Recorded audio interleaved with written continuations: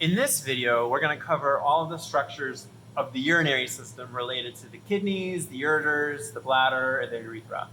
We're going to use three models. The first is going to be this large kidney model. We'll follow it up with sort of an isolated model that considers the kidney and all the other structures we'll be talking about. And then we'll follow that up with a third model that embeds all of that into the actual posterior abdominal wall. So with the kidney, the first thing you need to know is going to be the layer of tissue that surrounds the kidney. So it's this kind of shiny outer surface, and that layer is called the renal capsule, or capsule. Now, directly underneath that is going to be all of sort of this tissue, this kind of light pinkish tissue that's got arterial supply in it. That's going to be the renal cortex. And then you'll see sort of these darker pink structures, almost like triangular, but also sort of bulb-like structures. Those are going to be called the renal medulla.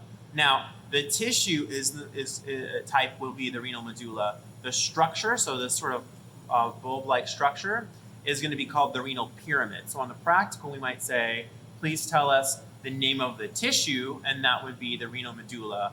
Or we might say, tell us the name of the structure, and that would be the renal pyramid. So keep that relationship in mind. Between all of these renal pyramids, you're going to get, where there's cortex, you're going to get what are called the renal columns. And then right in between sort of all of these medullary pyramids and the little stalks we'll talk about in a minute that they come off of, you have all of this sort of potential space. It's got yellow fat and it's got arteries, veins, and whatnot in it.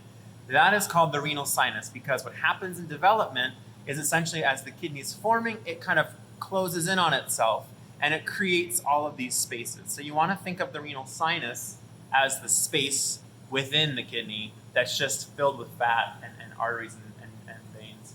And then you have the stalks I was talking about that connect the medullary pyramids to the renal pelvis.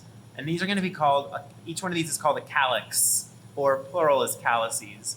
So where you have, these medullary pyramids that share sort of this pathway, you have what are called minor calyces.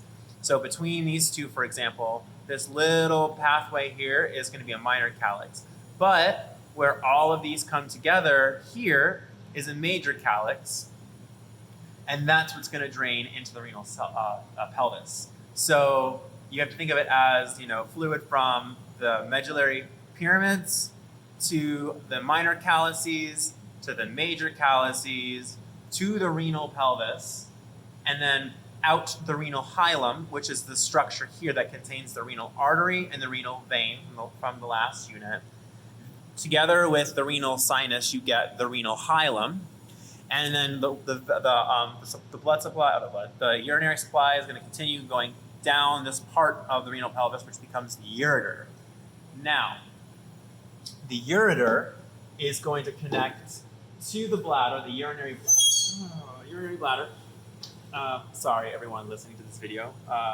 In this way, so you have the kidney structure here, which we talked about, all the little structures you can still see, so pay attention to those because we could ask questions from those.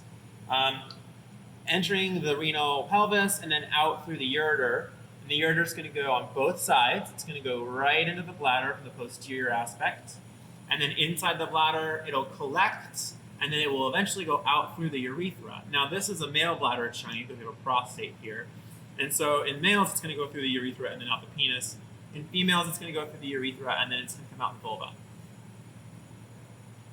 And then lastly, embedding all of this in an actual posterior abdominal wall, you can see how the kidneys are lying up against the psoas muscles, up against the muscles of the posterior wall. You have suprarenal glands on top of them. You have all the arterial supply going to them.